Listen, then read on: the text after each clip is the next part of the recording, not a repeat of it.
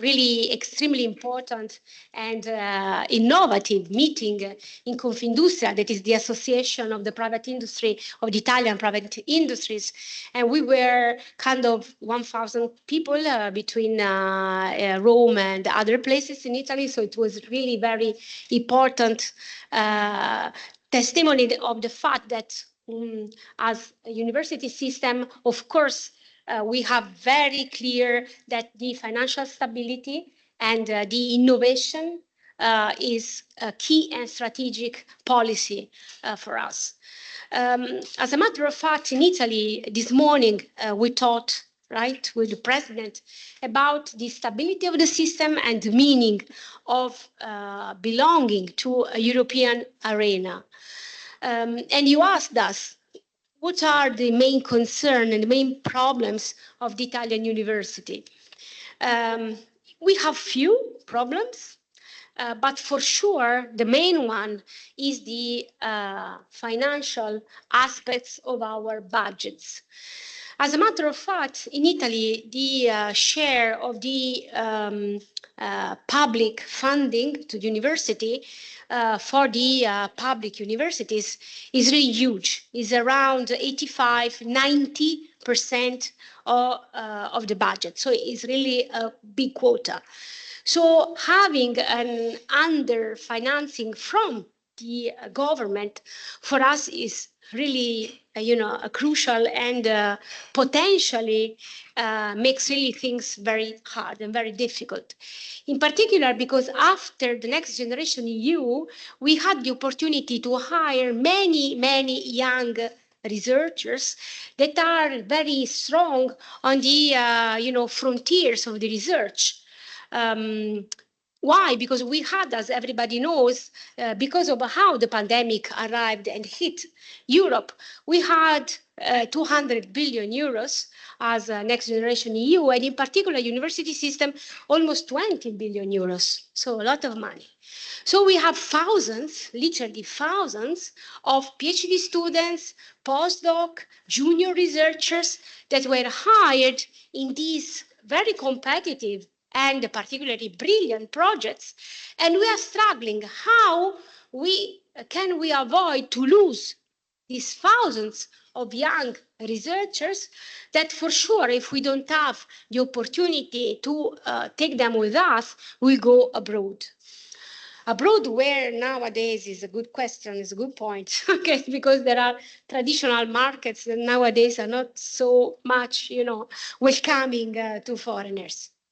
Still, this is really a point. This is an important point. So our budgets and the financial stability of the system is not a technical point or a point for economists, but instead is a political point.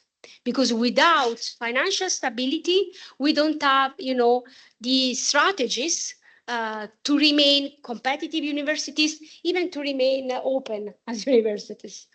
So we need to talk about financial stability as basically the main drawback for the future, the main challenge for the future. So to me, it's very important to have you here to this table and to have, of course, my fellow rectors, Laura, Roberto, to talk about these things, but also to have the head of our general managers of the university that will say something about how rectors with their general managers succeed in tackling this. That is really, nowadays is really the problem, maybe number one. Together with this problem, we have another characteristics of our country that is true for all Europe, but for Italy is particularly true, that are from one end, elderly society. So we have less and less, for example, workforce, and less students who will come to universities. And on the other hand, finally, but, is the perfect storm, we have a strong presence of telematic universities in Italy as nowhere else in the world. So we have 250,000 students enrolled in telematic universities. That at some point at the beginning were strong in law, economics, but now are engineering, biology. So it's pervasive, the presence of those universities. So we have, a very, very tough situation. And so we need to be very, let me say, we need to have the courage to say things, but also to have a positioning that is very strong in the political agenda. We ask every day to our government, but not just to our government, but to the citizens, to the firms, to understand that the strength of Italy is the human capital, is the quality of education.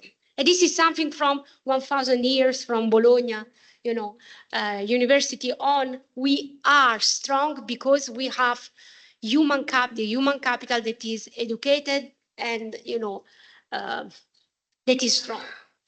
So, to me, it's very interesting, your workshop of this afternoon, and I think that is very important for all our universities to understand the differences among European countries. And I close my introductory speech with one example. I am director of University of Milan Bicocca, and I have a similar size of Columbia University in the United States. So when there were problems, in the United States, I studied the budget of Columbia University. No, I'm very happy about the budget of my university because I have also quite, a number of money from private sector. So, I'm, a good university, almost 400 million euro of budget. So I have the same size of Columbia University, where the government threatened Columbia to cut 300 million dollars, US dollars. You know the budget of Columbia University? 7 billion US dollar. 7 billion. You see what I mean? The same size of my place. 7 billion. No, I repeat it because maybe it's not clear. And, somebody could say, well, Giovanna, but they're all funding from private. No, there is no public spending. You know how much of the public spending goes to Columbia University? 2 billion euros. Come on, guys. What are we talking about? 7 billion against 400 million euros. I do miracles with Bicocca, So in the international ranking, we have to write not only the ranking, but the ranking per budget. We'll be the first in the world.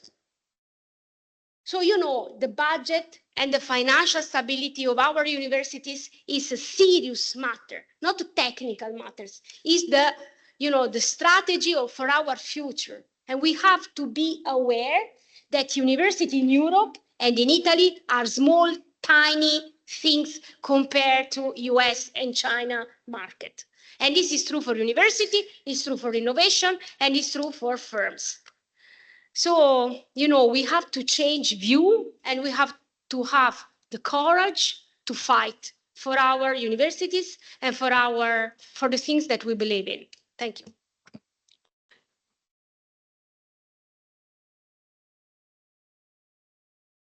Thank you to our president for this suggestion, exciting suggestion.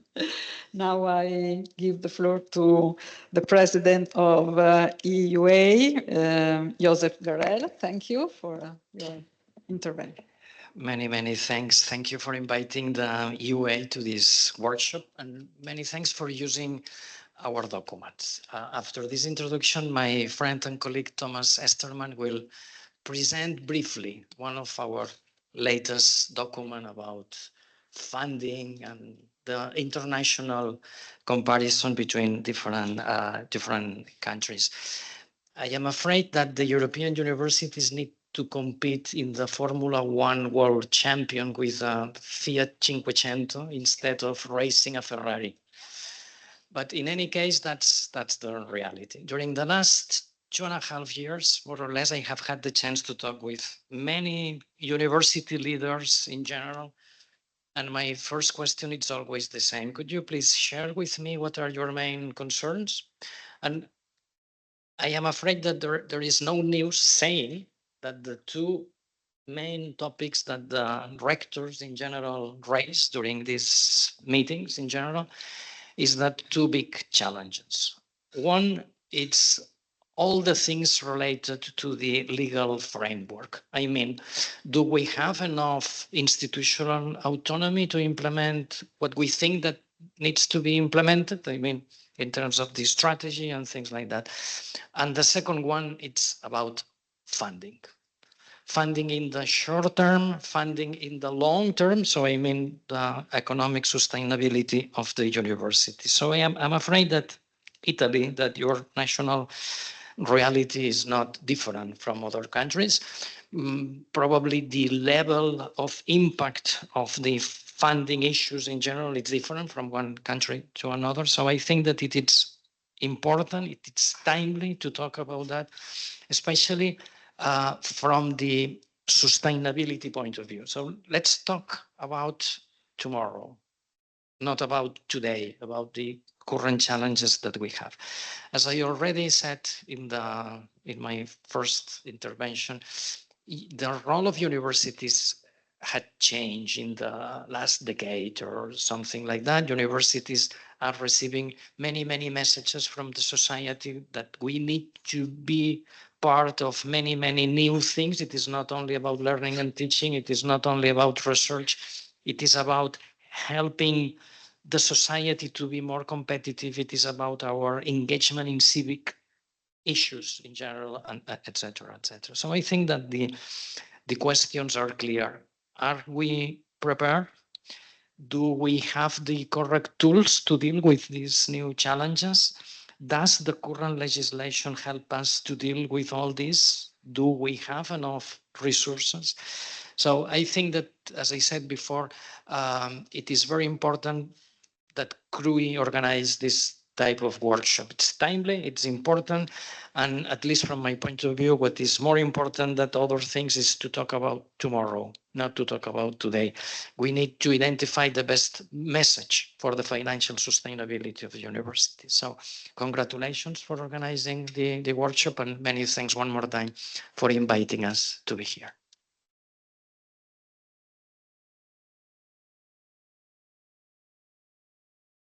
Okay, thank you to our presidents. Our agenda is designed to delve deep into the financial challenges and opportunities facing university today. It's my pleasure to introduce Thomas Easterman, the director of the Governance, Funding and Public Policy Development Unit of the EUA. Thank you, Thomas. That we present as a summary of the survey conducted at the European level and offers us an in-depth look at the Italian system. Thank you, Thomas, please. Thank you very much, and also thank you very much for the invitation and for the organization of this seminar. I can only join the previous statements that this is really a very important topic. I think it's even more important these days than maybe 10 years ago to talk about the financial sustainability.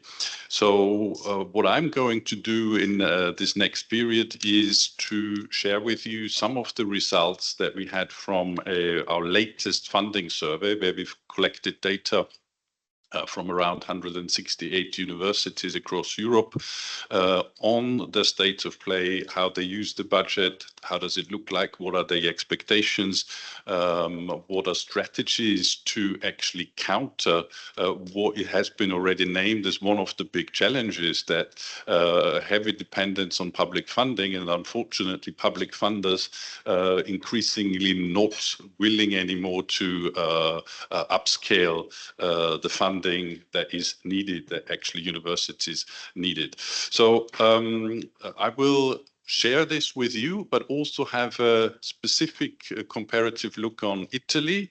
Let me start with thanking all of you that have contributed to the survey. We have 31 institutions from Italy that contributed to the survey. So there you're really in the top place of contributors. So thanks to everyone who contributed. We are very much aware that has been a very challenging survey because it's quite a large scale one. But I hope it will also be helpful for you in the future. Thanks also to CRUI for promoting this. That's certainly also part of the success. Just to share with you, the majority of respondents are public universities, so the data set also includes a couple of private institutions, and 60% are comprehensive universities. Others would be technical universities, or we also have open universities. Now, before I go into the sort of comparison, the European frame, the European data with Italy, here are the overall budget from universities from Europe comparing 2009 and 24. We already had data collection in 2009. And what you can see here is that indeed the majority of European universities' budgets comes from public funding. So in 2009, you see 72% had public funding. Now, in 24, I need to explain this. We have public funding sort of separated in core public funding and competitive funding. And if you put those two together, so it's core public funding is 59% and competitive funding 10%, you come to a very similar figure with 69% of core public funding. So what's interesting here, I think, is that despite what we had in between a huge financial crisis, which is a huge impact on public funding, that actually the percentages of when it comes to public funding have not changed considerably. Then you see also here what's worth mentioning, the tuition fees in 2009 were around 9%. Here the average that has increased a bit, so on average 11% from national students and 2% on international students. And the rest change it a bit. Contracts with business and industry has actually in this data set that we have slightly reduced. But that also those figures you have to take with a grain of salt, because we have quite a large part also what is in under other, so it's not always identifiable. But more or less here what you see is no major change in terms of the composition of budgets. When we look now comparison the Italian sample, and again we have here a sample of 31 higher education institutions. So if you obviously take all Italian universities, you might come to slightly different figures. But again, here we're comparing the European average. So you have a slightly more core public funding as a percentage. So that's also in line from what your president mentioned at the beginning. In comparison, on the other hand, slightly less percentage of competitive funding. So in Europe, it's 10%. From the sample that we have, 6%, whereas income from tuition fees in the sample of Italian universities we have is higher than the European average. So here we have 15 and 11%. So that means then also the other income sources, service-related income, contracts with business and industry are there a little bit less in the Italian sample. But again, I have to mention what we compare here is not overall figures, so it's percentages in terms of how your budget is composed. On the expenditure, because that is, when you look at budgets of universities, it's equally important to look at the cost. So, and here, where do you spend the money?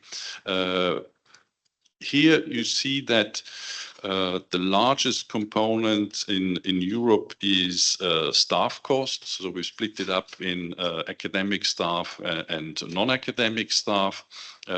This is similar for Italy, although slightly less. You have slightly less percentage on the costs.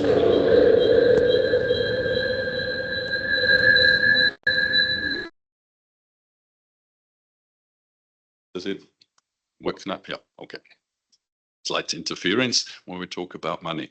And you also have capital expenditure is a little bit higher from the sample that we have, 11%, and then it's also other operational expenditure is higher in Italian universities than the average of Europe. But again, you can see overall it's relatively similar. Now we come to a block where we've asked the participating institutions how their different funding sources have evolved over the last 5 years. And here you can see that core public funding is the source that has increased in the last 5 years in most of the institutions that we've asked. So green always shows an increase, and the dark green is sharp increase, and the slight green is a slight increase.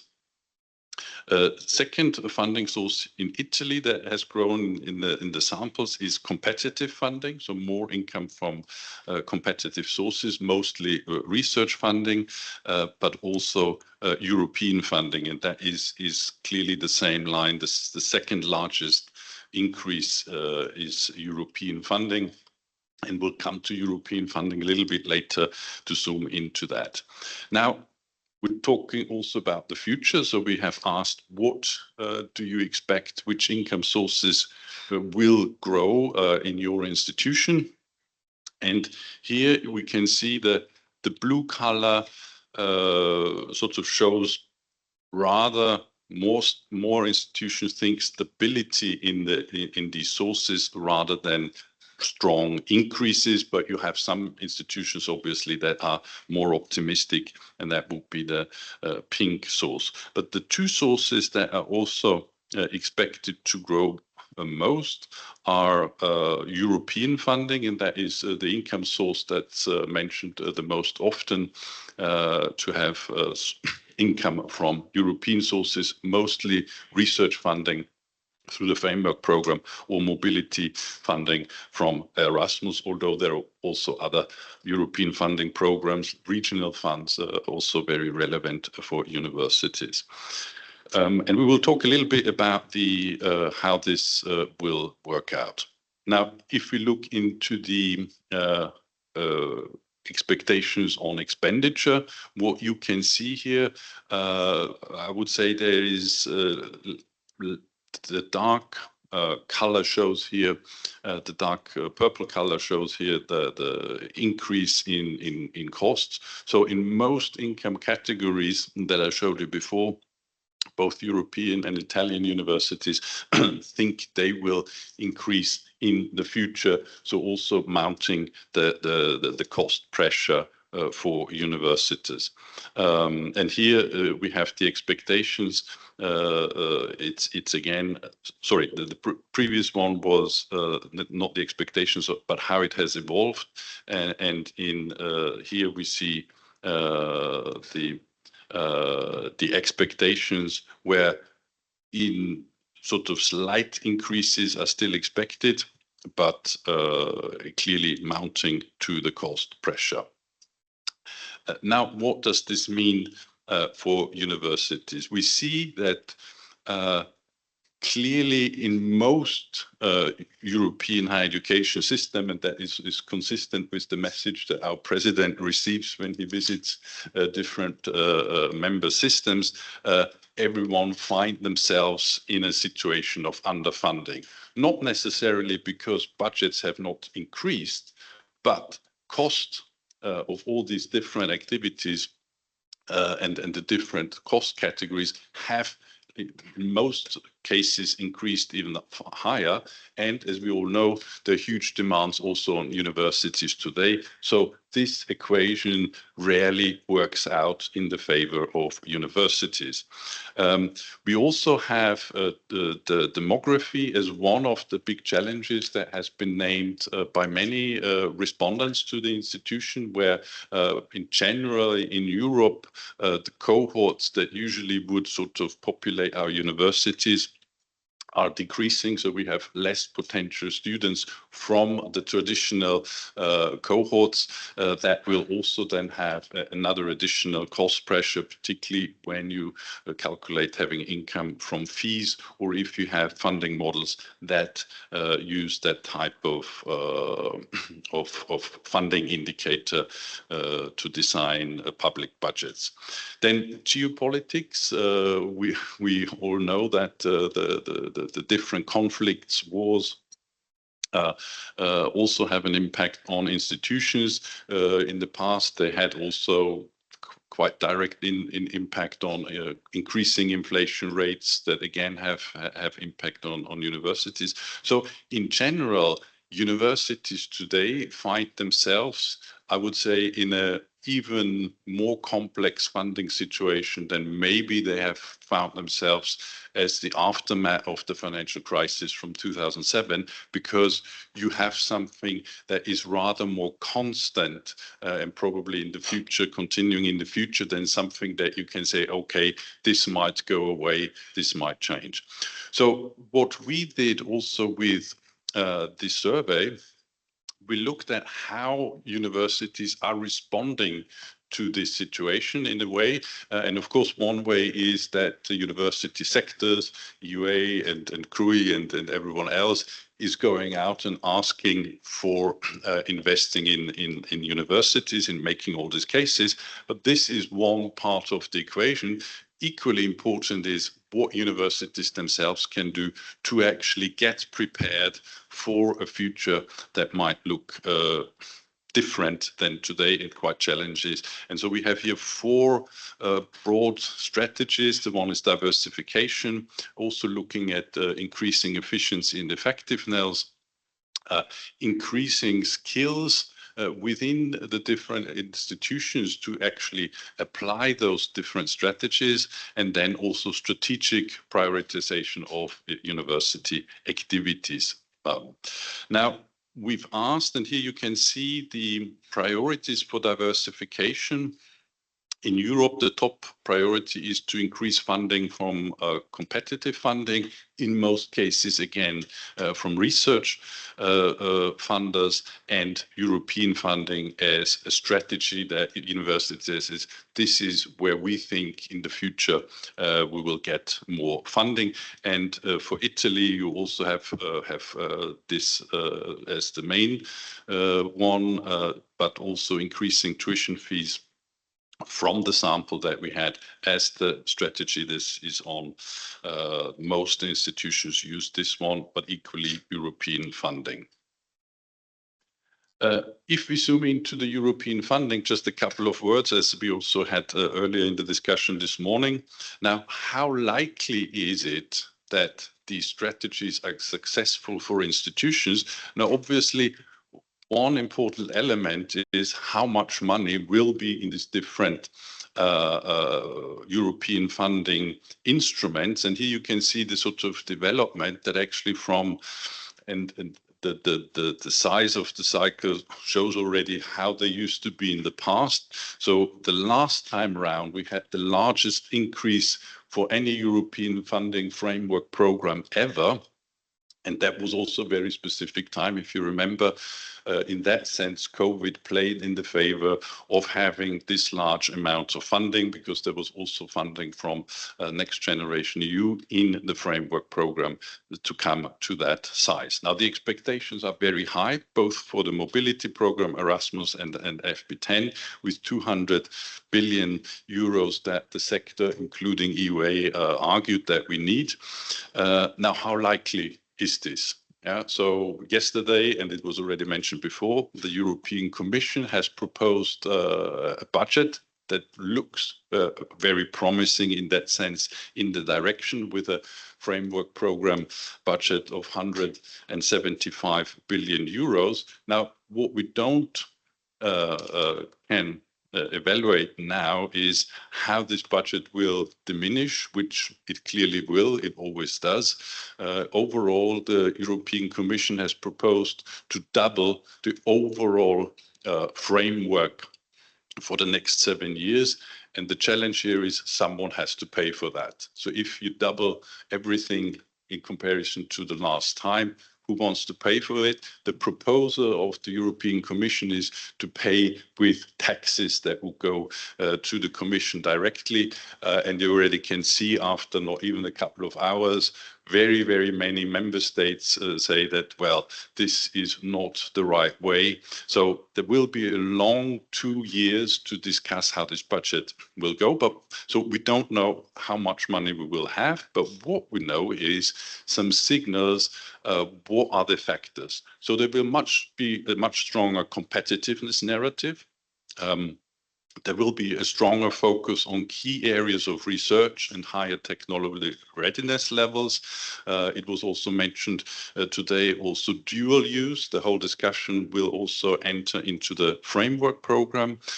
From the proposal that we have seen from the European Commission, they also propose to change, instead of funding on a real cost basis, to fund lump sums, which should be the main part. And that, of course, is then also an impact on how much money will be available.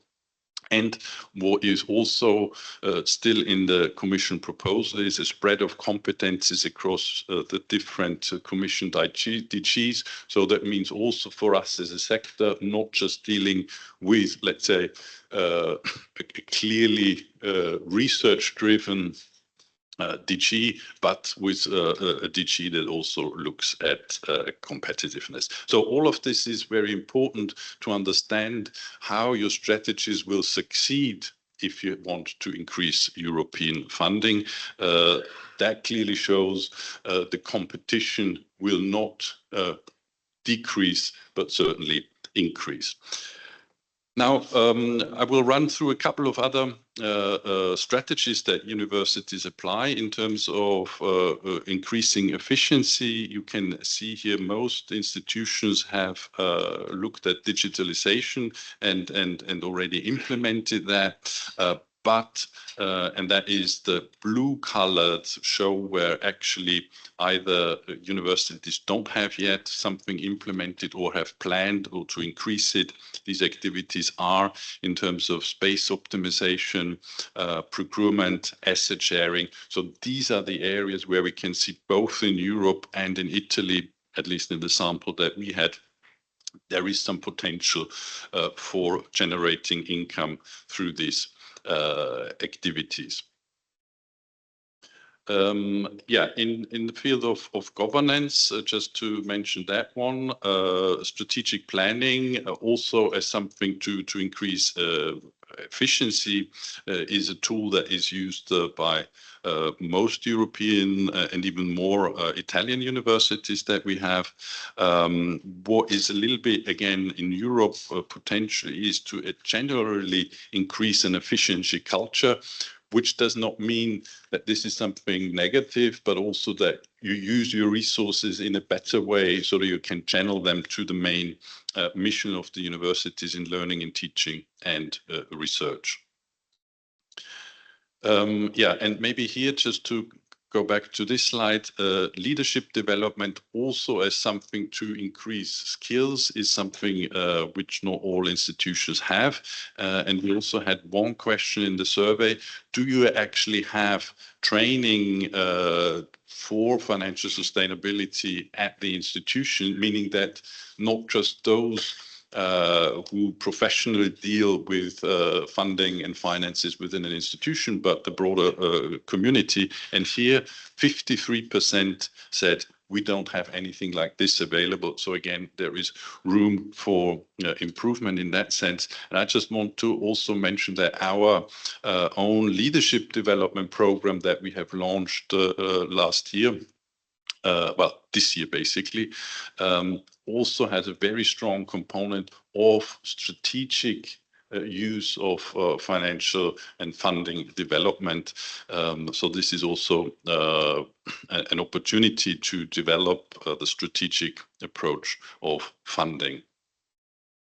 Now, just to conclude with what are strategies that institutions can use or should use to build more resilience and be also prepared for a future to come. Again, apart from calling for more investments in public sources, it is clearly essential to have a strategic approach to funding. So not just a overall university strategy, but how actually you want to fund these activities is very important. And it's important to do this according to the specific institutional ecosystem. So not everyone will be succeeding in saying, okay, our main strategy will be to increase European sources. What is very clear, what is needed, is to invest in support offices and in expertise. Clearly, and again, I use the example of European funding, only if you really have also support that look at it strategically, will this be successful to actually work in a very competitive environment. The same goes for philanthropic funding. I haven't mentioned this, but that is one of the sources that is neither expected to grow nor rather low. And that is also clearly, as it has been mentioned, America, a huge difference where American institutions have offices of hundreds of people that sort of look for philanthropic funding, mostly in form of donations. So clearly, if we look at this comparison in European systems, you can't compare this. So you need to align your strategy with also the resources that are there. Now, in terms of efficiency measures, you could see there is some potential, particularly in cooperation, sharing assets, sharing infrastructure with other institutions. We know there are some very good examples in some regions where this works quite well. But overall, from our data shows that there is a possibility to do something. And I already mentioned that sort of the investment in staff, in upskilling, in having the right competencies to actually achieve these different strategies is very, very important. So also development of leadership development programs is an important strategic feature. The last point I want to make is sort of the strategic focus. Strategic focus in two senses. The one would be also using foresight tools, for example. Yeah, we showed here strategic planning is a tool that's used, but also using foresight tools to say, okay, which direction of travel are we going in certain areas, and therefore then building based on those foresight tools, develop strategies. So, for example, we've also included this in our leadership development program, and so far we can see that not many universities use this yet, but we got very good feedback that people really think this is something they want to use more frequently. Just mention also in autumn, we will do a specific session for the Austrian higher education sector together with the Austrian National Rectors Conference, where we bring all the vice rectors for research together to do such a foresight exercise, how they can get better prepared for example, the next framework program. So cooperation is also one of the important aspects in terms of this sharpening the strategic focus. And with that, I'll close, and I'm of course happy to answer any questions or go into more details on one or the other point. And I'm, of course, looking very much forward to also hear directly from the two Italian colleagues how their institutions look at those elements. Thank you very much.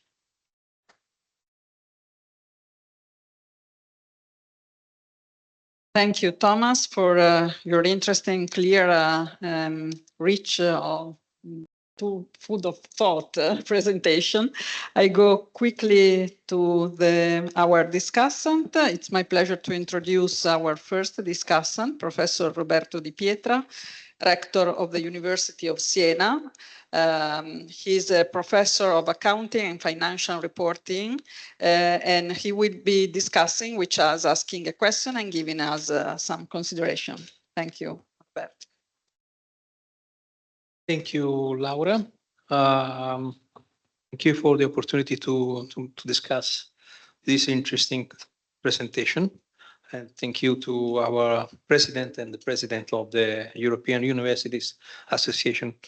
I will devote a few minutes on, some points I have underlined on the so many other points arising from the presentation and from the analysis you have proposed us.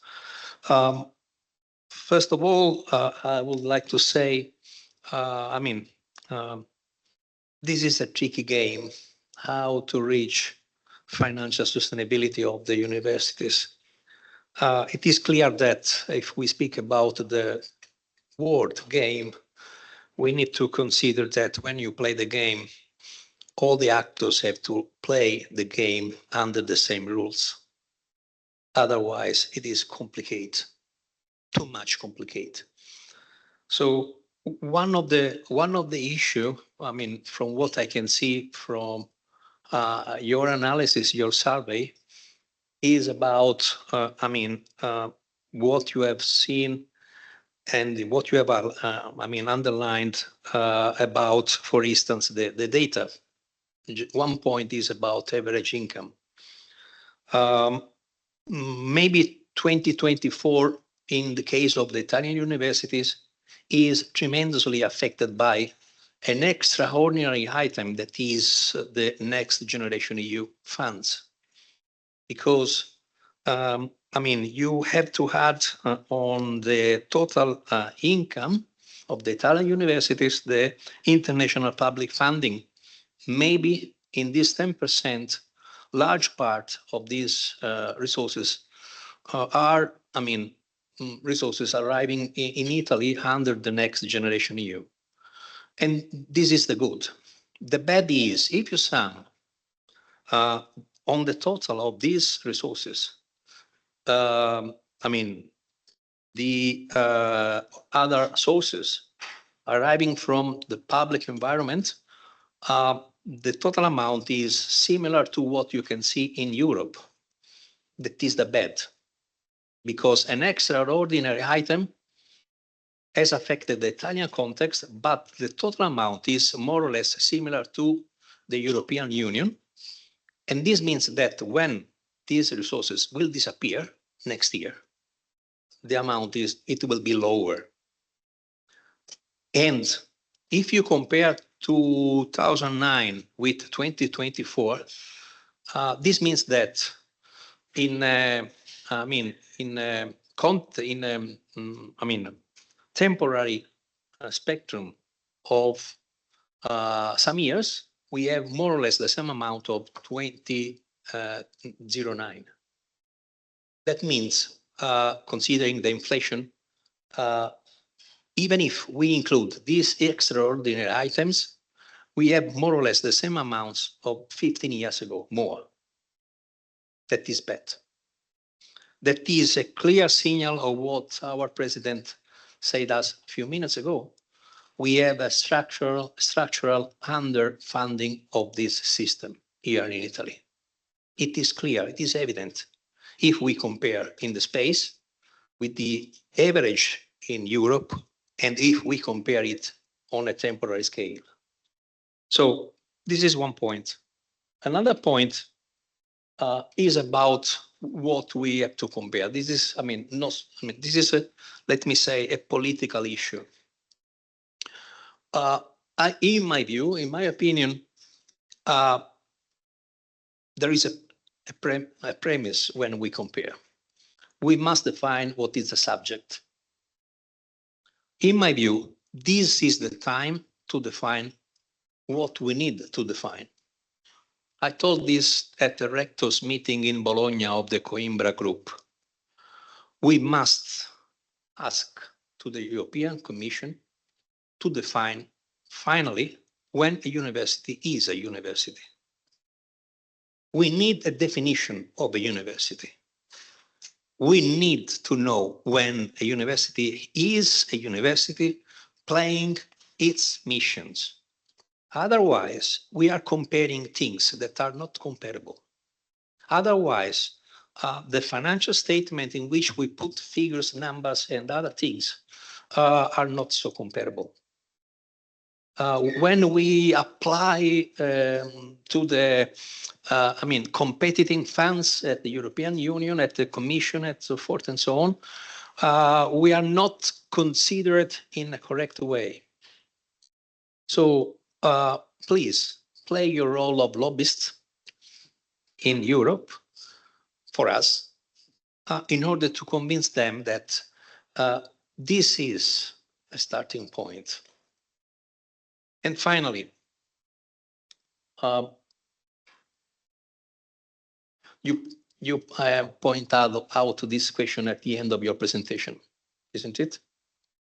I mean, what make the difference between Italy and the other numbers? There is another issue, and the issue is related to the fact that the numbers in our financial statements are affected by rules, by the Italian rules. Here, I'll give you an example. We are not, allowed to increase the amount of students' contribution as much as we want, or as much as the market can pay, because we have a maximum cut of 20% of the financial resources we received from the government. So we can overpass 20%. I mean, everyone here knows this point. So the income in our case has a total amount of cut. So this is a problem because there is a maximum in the amount. There are some reasons, and these reasons are related to, the public role we play in this society. But when we compare the income from the Italian perspective, we are not able to, increase this amount because of the rules. And some others can do, and some others actors or competitors can do. So we have to consider it because the numbers are not, freely comparable. Thank you.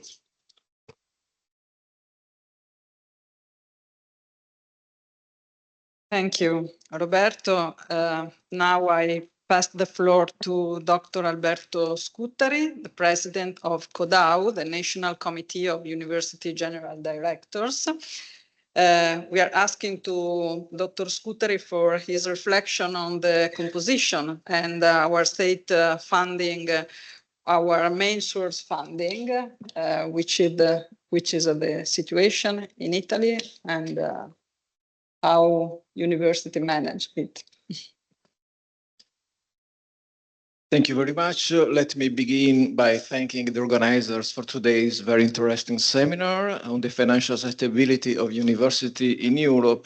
That is a very up-to-date topic.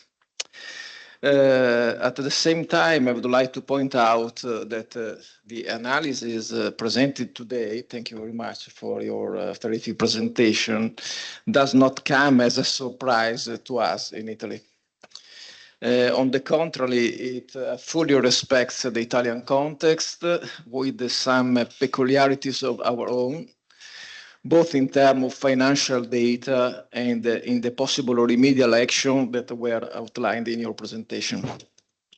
My contribution today reflects the perspective of the general directors of Italian universities, who are represented by the CODAU, the association that brings together all the managers of Italian universities, of which I have the honor of serving as president. My discussion will be supported by 5 slides, and the first one is very known by the audience, and this first slide shows the FFO, that is the most relevant component of a state for state university, and it is the ordinary state funding that is called FFO. The 2025 FFO compared to the previous year is shown in this slide. It is important to clarify that the 2024 FFO has already been allocated, while the 2025 is still in draft form, and it has not been allocated by the minister. As you can see, the fund is broken down into 12 components, which can be grouped in 2 main categories. Unrestricted funds, which university can freely allocate according to their own strategies, and earmarked funds, which are bound by law to specific uses and targeted results. In 2025, approximately 20% of the FFO will be earmarked. The second slide shows the trend of unrestricted FFO over the past 6 years, both in current prices and in 2019 constant prices. That is what matters. On average, FFO allocation have increased by 26% in nominal terms, but only of 6.6% in real terms.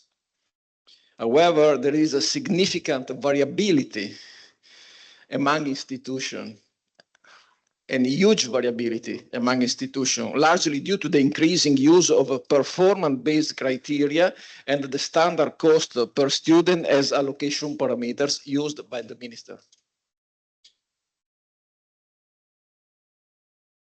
The third slide helps us focus on the 2024 allocation of unrestricted FFO, and shows how each university is positioned in terms of performance and standards cost. Those located in the upper right quadrant benefit from the allocation models, as they receive more than they would have under historic allocation. In contrast, those in the bottom left quadrant are penalized by the same criteria.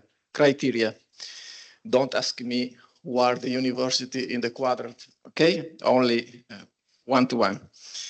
The level of the standard cost of the student is strongly related to the number of regular enrolled students, while the level of performance-based share is strongly related with the result of a national research quality assessment that is called VQR in Italy. However, as shown in slide number 4, this one, and emphasized by the European University Association analysis, financial sustainability has multiple dimensions. It's not only about public funding, that is a very important issue, but also about other revenue streams, such as student tuition fees and competitive research funding. And importantly, about the cost structure of the balance of university. An analysis of 2024 university budgets based on the data published so far leads to the following conclusions. First, the operating result of universities was positive in all but 2 cases. However, results worsened compared to 2023. Second, both tuition fees and competitive research funding increased, respectively, plus 6.24% and plus 30.6%. Third, personnel costs rose significantly. In 43 out of 45 universities, the annual increase exceeded 5%, with an average of 9.35%, 10.6% for academic staff, and plus 7.3% for technical administrative staff. And this is crucial, because personnel costs now exceed the average unrestricted FFO allocation. And this is the first time in the last 20 years that the personnel cost exceeds the average unrestricted FFO allocation. Last, the value of fixed assets increased in 42 out of 45 universities, with an average rise of 7.32%. That means that our universities are still investing in real estate and research infrastructures. Moving to the last slide, and comparing our situation with the European benchmark just presented by the study of European University Association, we can try the following conclusions from our Italian managerial perspective. The average weight of public funding in the budget of Italian university is today slightly higher than the European average. We are speaking about the weight of public funding in the overall budget of the university. We are not speaking about the absolute amount of public finance to the university system. This is the weight of the funding in the balance sheet. Second, the same goes for tuition fees, which are still growing and are significantly higher than the European average. We are speaking about weights in the balance sheet. By contrast, the share of competitive research funds and revenues from services to business is lower than the European average, but it is growing strongly year by year. The share of non-academic staff university budget is lower than the European average. This consideration, and I go to my final comments to the presentation, lead us to an important conclusion, that is that strategic actions are needed. Even though public funding has increased this year, the unrestricted portion of the FFO is no longer sufficient to cover personnel costs due to both recent recruitment plans authorized by the government and the effect of the National Next Generation EU program called PNRR in Italy. So to ensure medium-term financial balance, we should consider the following priorities that are very aligned to the priorities showed in the presentation. The first, the need and the opportunity for diversification, particularly towards lifelong learning and possibly to digital teaching.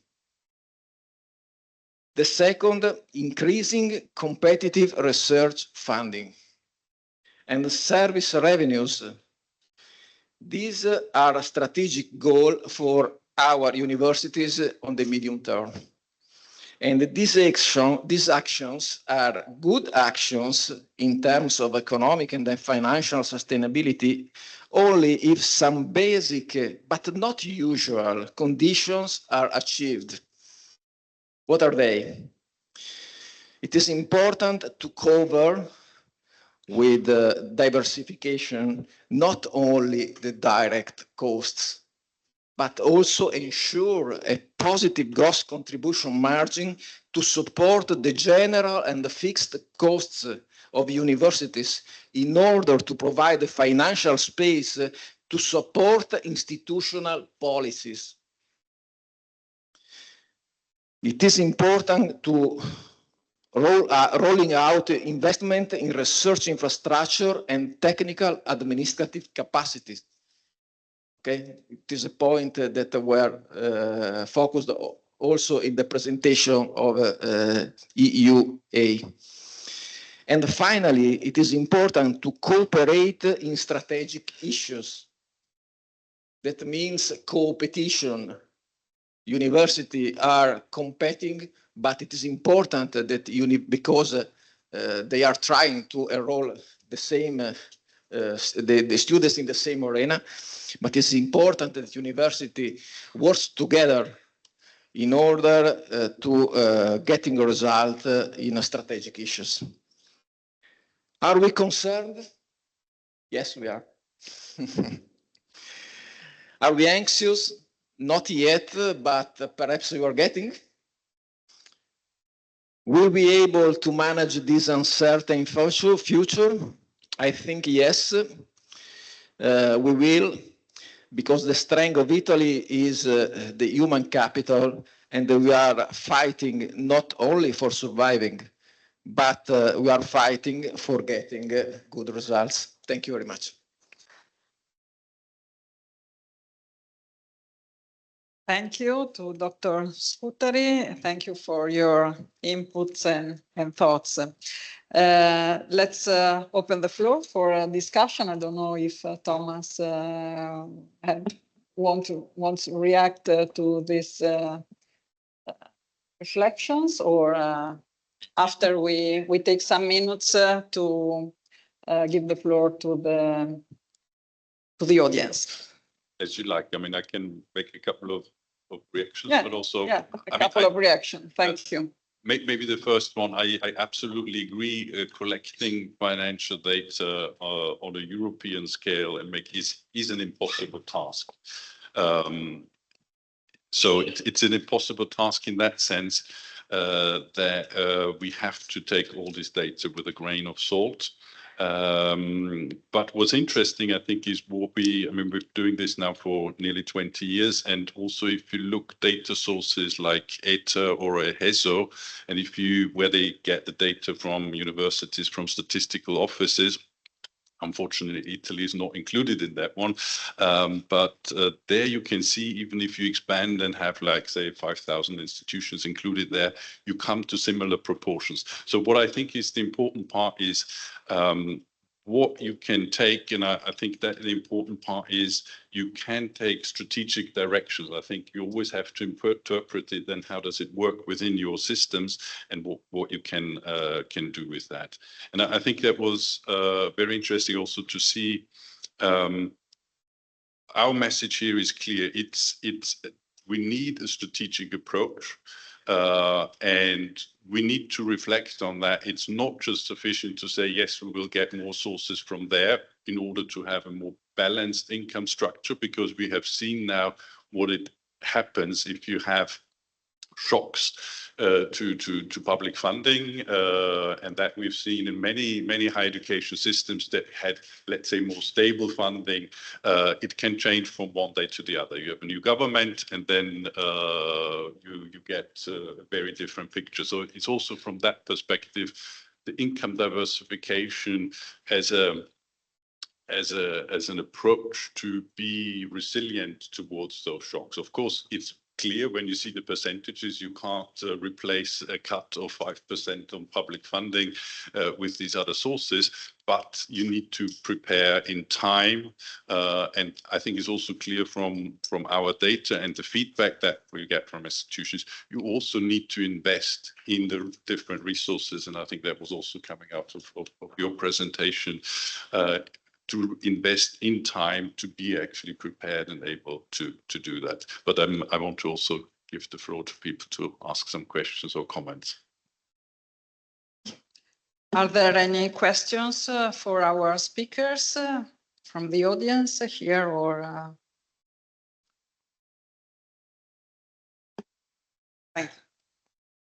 Yeah, thank you, Laura. I have a couple of methodological questions for Thomas. When you present your slides, first of all, it is a one-shot point prevalence. Is that correct? Okay. The second is when you present percentages is percentages of universities, not of absolute amount of money. I mean, one university, one is equal one. Either it is big or it is small. Is that correct? Okay. And my last question, methodological question is, if I understand correctly, the two samples is 168 for Europe and 31 for Italy, the number of universities. Well, the 31 Italian universities are also included in the 168 European universities. So we will have also to normalize a little bit of that. Thank you.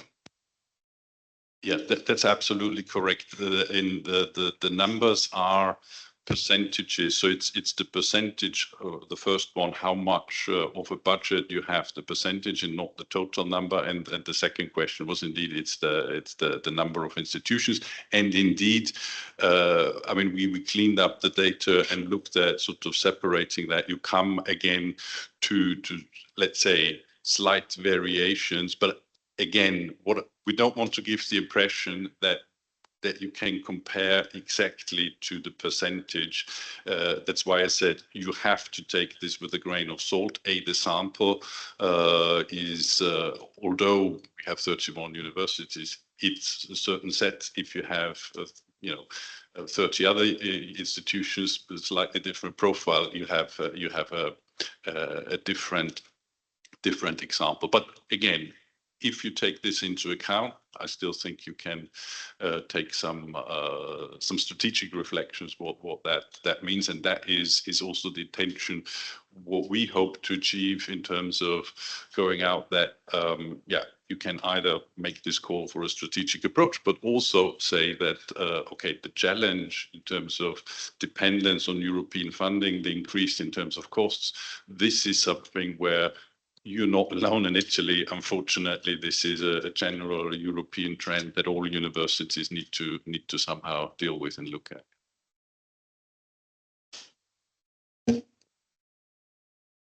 Please. Yeah, thanks for the interesting discussion and the report. I would reinforce the message and the discussion that Roberto Di Pietro was highlighting about the fact that I think we don't have just one kind of university, but we have several kinds and typologies of university. So the question is, what is university? I understand, for example, that within the European University Association, if we refer to Germany or also to Netherlands, there are the universities of applied science, the former Fachhochschule. And I think that financial structure is different from, I would say, the traditional, normally we say the historical universities, because they are more industry-driven, less in comparison, curiosity-driven. So I would understand also that the breakdown of their income and the expenditure is quite different from a university like mine, that it's I would say, takes encompasses education, research, bachelor, math science, but also postdoctoral, doctoral and postdoctoral. So I would not be able to compare my financial structure with the structure of Fachhochschule. I think it's our universal applied science.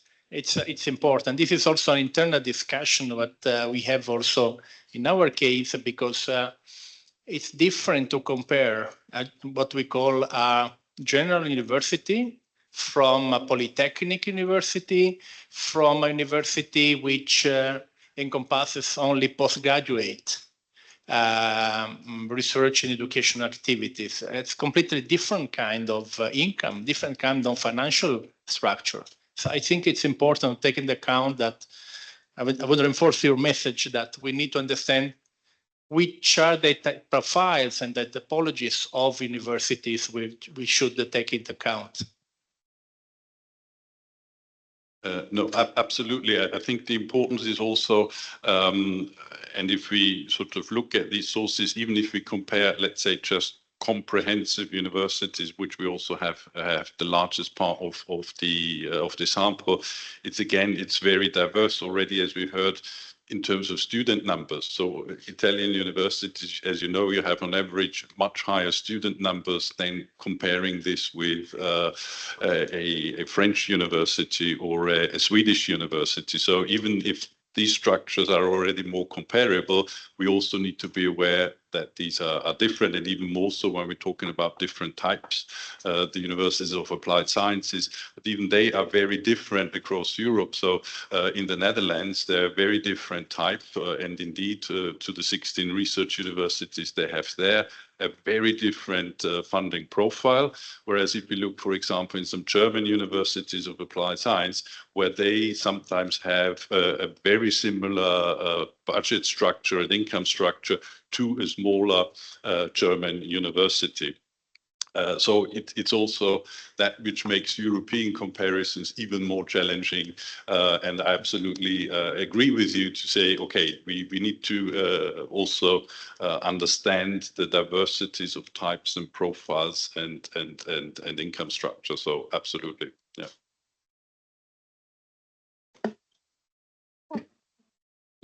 Sorry, Thomas, I should know better than. Just a short question. Thank you, Thomas, for the interesting presentation, and also to Alberto Scutteri for highlighting our weaknesses, but also our strengths. My questions would be about some items you mentioned. I would like to know something more about these items. I also think that it is difficult to compare the Italian system with the European systems because we are diverse, and it would be interesting to see also the trends in European states also. You mentioned efficiency culture, and you said that the Italian system is quite good, if I understood well, in efficiency culture and leadership development. And I would like to ask you some more information about this. And all of you mentioned, also Roberto and also Alberto, the need to work in networks. But on the one hand, competitiveness is growing and we will have less funds, so more competition. On the other, we are encouraged to work in networks. So where do you see the balance between these dimensions? Where, you know, there is a new term now, which is co-opetition. So on the one hand, we have to cooperate. On the other, we have to be in competition because this is healthy to be in competition. So how do you see this dimension? Thank you.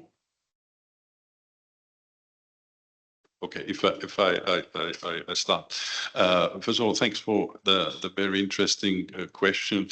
And indeed, when we talked about do you have an efficiency culture, and said that is self-reported. So that is when the institution that responded said, okay, this is not an issue in our institution, or that they say, okay, this is fine. We have throughout the institution, people understand when we talk about, let's say, we need to save space or allocate our space in a better way. That would be understood as saying, okay, this actually helps us to channel more resources into the education and research part of the institution rather than having space. So that is the understanding of efficiency culture. The responses do not reflect if that's a reality. So that's the self-reported response. Where I think you can see this is not necessarily something, an easy task also for the institutional leadership to say, okay, now we have to, I don't know, save space or all cooperate or share our assets with the neighboring institution, which makes it a challenge if you have it in your strategy and saying, okay, you actually need the support from the institution because otherwise it's going to be very difficult. And so is also the question when we ask, do you have also, let's say, leadership development, skills development within the institution for everyone who has, let's say, an institutional role, both professional as well as academic staff, in order to not just have like the people that deal with it, but throughout the institution, have an understanding, let's say also how can we ensure our financial sustainability. And here you could see the European figures where from those who we asked, almost more than half of it said, well, this is not something that we have available. That doesn't mean that something like that will solve all issues immediately, but it's towards the long journey, I would say, for financial sustainability. This is one important aspect. The more people that you can also increase the understanding, the knowledge, the necessity about the strategic approach, and etc. Let's say, the more likely it is that in the future you can achieve, let's say, these strategies and implement them, which is clearly, as you all know, as institutional leaders, not an easy task, because very often one is also faced with resistance to measures that are obviously in the interest of the overall institution. So I think that is what we also get. I mean, I haven't shown that, but we also have figures on what are the roadblocks or the barriers towards implementing those diversification strategies, and resistance towards many of these activities is clearly still very, very high, apart from what has come out in the discussion as well. Do you have the legal framework, etc., that you can do this? But those I haven't shown here, but they're numerous. Thank you, Thomas. We move to the conclusion with the last question, just one reflection. Remember, but I do not remember, Thomas, do we have the figures about in the countries who has the autonomy in deciding the salaries? Because, for example, in Italy, salaries are fixed by the state, and so we don't have autonomy to do. Some countries have the lever to change salaries as a Absolutely. I mean, this is where we have the data from our autonomy scorecard, also with the last figures that we have published in 24. And that is absolutely one of the key issues. If you say, well, actually, we can't shift anything, that's as you can see, it's a high part of the expenditure of an institution, as you all know. If you don't have the possibility to change anything on your own, well, then it's very difficult to implement the strategy by either saying, we hire more staff, be it academic or technical, in this area. We shift them because in the past we might have needed people in that area. Now we want to, let's say, invest in our development of philanthropic funding. Well, can we hire suddenly, without asking anyone else, hire 30 people that have capacity on that? So there's a huge difference in systems across Europe.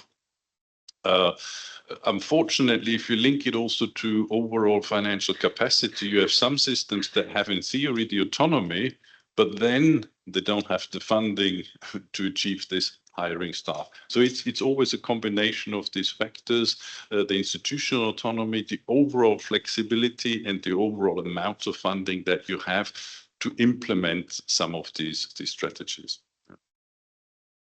Okay.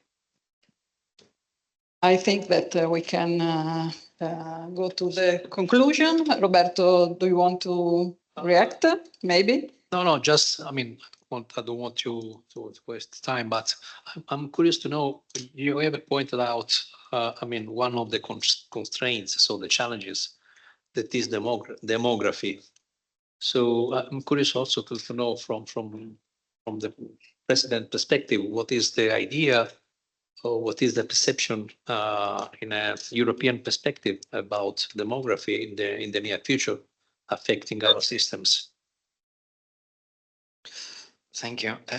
Everybody identifies demography as a challenge to deal with, but probably nobody has solutions. I mean that many people talk about foreign students, which obviously can be, let me say, one thing to use or one play to game. But in any case, from the pandemics, many lessons was learned in terms of the vulnerability of the international students in general.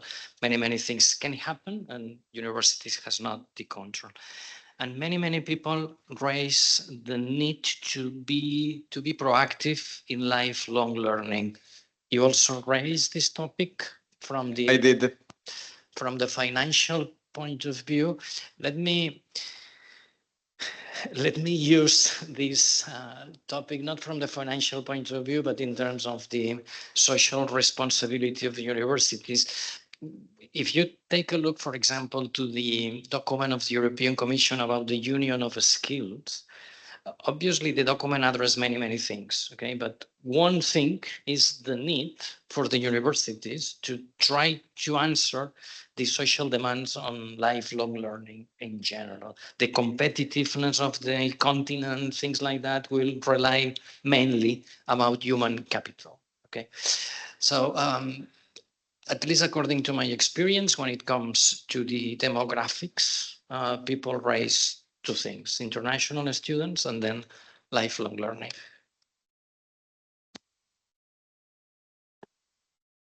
Thank you. So it's clear that we have to prepare for a new normal of instability for the next years. We have to reinforce our need of strategic planning, diversification, efficiency. We have talked about many keywords today: foresight. We are available to continue this reflection also in the next future if we can proceed with these studies. I'd like to thank in particular the president of the EUA, Mr. Garel, and also a special thanks to Nora Benettot-Prouveau, Thomas Easterman and Nino Podkatze for the interesting analysis conducted. We are ready to continue this collaboration and further analysis. Thank you again for joining us, and we look forward to seeing the positive impact of your efforts. Thank you. Enjoy the rest of your evening.